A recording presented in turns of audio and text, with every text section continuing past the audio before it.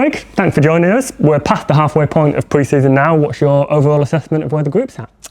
Well, first of all, halfway through, it's gone quickly. A little bit different, especially for me, having a pre-season through the Christmas period. But what's been nice is, I suppose, it creates some natural blocks for us, like the block before Christmas. We've got one now, and then we have a small break, and then we go again before the season starts. But no, I've been delighted. It's been a lot of hard work. At the end of the season, obviously a lot of being with it being my first year, you're sitting back and chance to reflect and look at things. I think as a team we made some great strides in many areas. Unfortunately didn't quite get over the line in all the competitions, but the 50 over one probably hurt the most. I felt like we played some wonderful cricket. We played really well against Lancs here at Trent Bridge in the semi-final, but they had the ability to win the last 10 overs of the match, which and then obviously deserved to win the competition.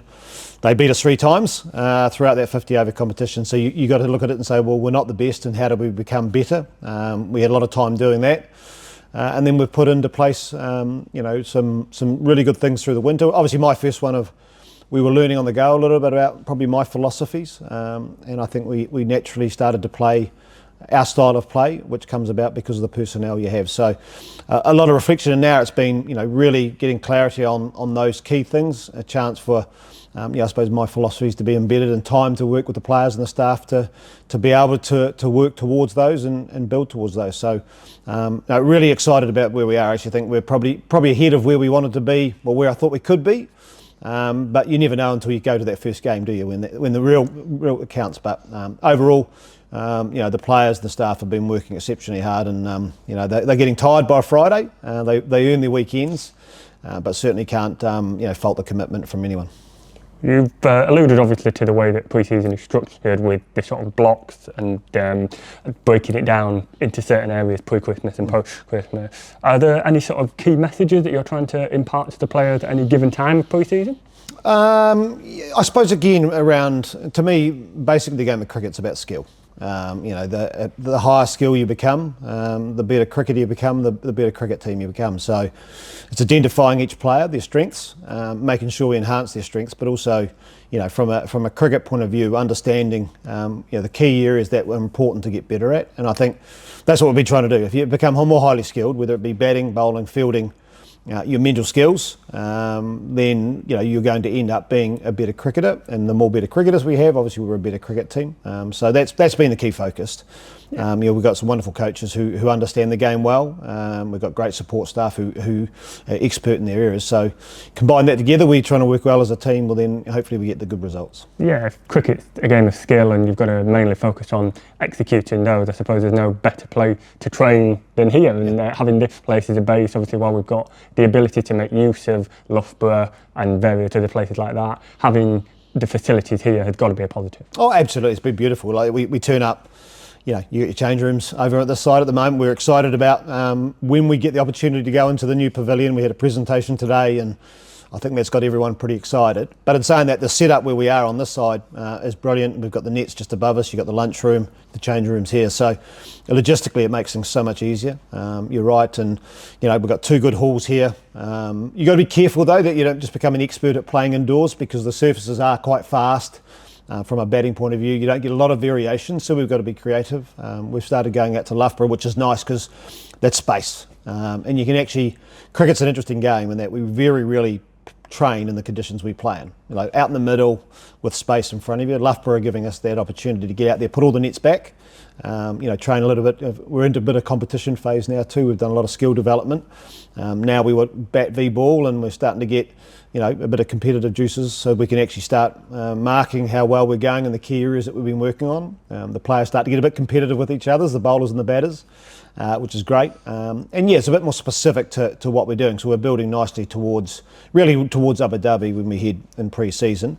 But I want us to go over there and not just say, right, we're going to find our feet. We want to be playing, and we want to be skilled, and we want to be ready to use those games as competition games, especially mentally, because at the end of the day, all the stuff we're doing right now, if you don't have the mental side of the game under control, it won't matter how many skills you got, you won't be able to deal with it. So it's another key focus we've been working on. Yeah, you've already suggested it, I suppose, about your experiences of pre-season as a player and back in New Zealand, obviously in the middle of the season right now. It's the way it works is, on the other side of the world. But if you sort of think back to your methods when you were in your pre-season, how much of what you learned then feeds into your methods now? Probably very little, because they train harder now. I mean, I used to have a job. But in saying that's probably more about what you understand is important in the game. You often hear, especially over here in any cricketer, how tough pre-season is. It becomes a bit of a slog.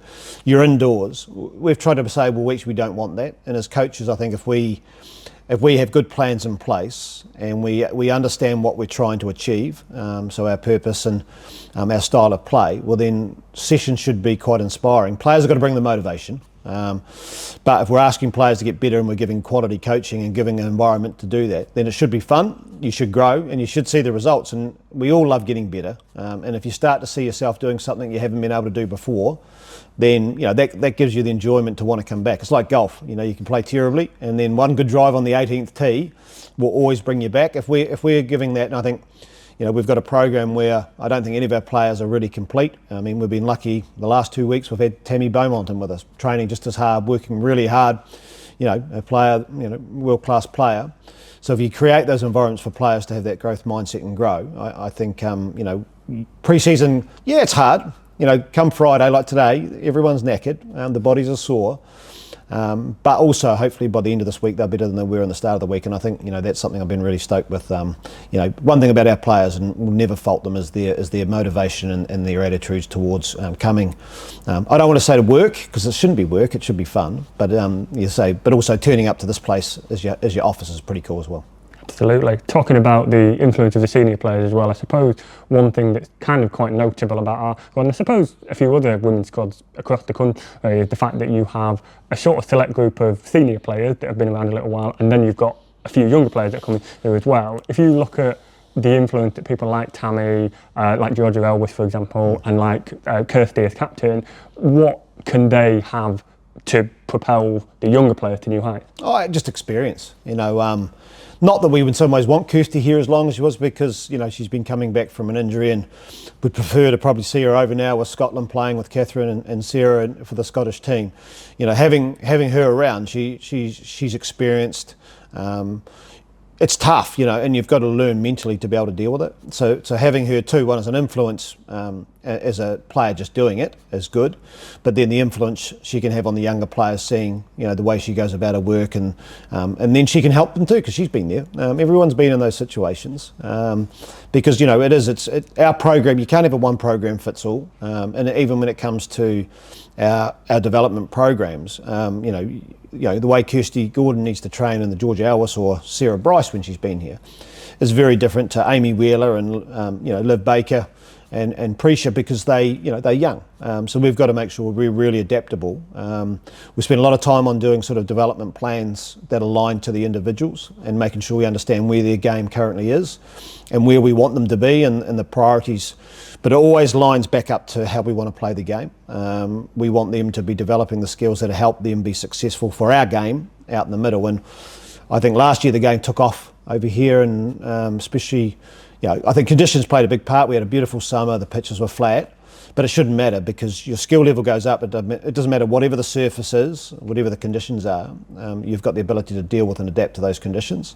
So that's the way we've really tried to work hard with each individual to create individual plans. You've got someone like Grace Ballinger, who's been winters in Nottingham, bowling indoors, can get a bit monotonous, gets tough, not going overseas. We've got to make sure that they give them opportunities to grow their game, but also individually understand how they are as people, and give them some time off here and there. That is different to the next person, because they're all very different individuals, and they're all very different parts of their career. Yeah, finally, I suppose, is that, talking about the different conditions that you could experience, is that one of the benefits of going out to Abu Dhabi? I suppose obviously somewhere where it's a bit drier, it's a bit hot, so it's more likely to spin, but also the ability to bat on pitches that are a bit different. Yeah, all of the above. Like just being able to get outside, being on grass, quality grass surfaces. Now, if they turn. I think one thing we've got to get better at, and we've talked about, is adapting. So we're lucky; the pitches are pretty good. Like we're playing at test venues and that. So most of the time they are very good, but there'll be subtle differences. The other thing is bowling attacks now are getting more highly skilled, having more variations. They need to, like ours do, because pitches are getting better, outfields are faster, there's more power in the game. You know, we've got to just make sure we do that. So being able to go over there gives us a chance to get outside, warm up, get some sun on our back, train really hard, get some really quality cricket, but also just adapt. And you do need a time though when you play, pre-season. You can do all the work, but it's very different to see, because we're training in different environments. To go out there and build the confidence of doing it out in the middle, out in the game, sort of like an assessment. And sometimes you don't have to do a lot of altering, but yeah, it gives you a proper marker. As much as we'll track things and trace things through winter, you need some games just to be able to give yourself a marker. For us, the purpose of going over there might be slightly different this year with my experience in that, of course, you always want to have success, but the reality is we're preparing ourselves to be ready for the first game of the season. So making sure then that we've got a real clear purpose of what we're trying to achieve over there. And we've got coaches now who have been around for a year, myself and Luke Fletcher, who are new. Simon Guy has obviously got experience, but we want to make sure that we actually have a real purpose to why we're going over there. So when we come back, we know we're better, we're ready come that first game, because we haven't got long. I think it's a week and a half until we play our first game. So it's a nice timing to get underway. We've got a chance to get back, a little refresh, an inter-squad game, because I think we missed the first full round. We come in second round with Yorkshire coming in. There's obviously an odd number of teams, but it'd be quite nice for us. We'll challenge ourselves in that week and be ready to go.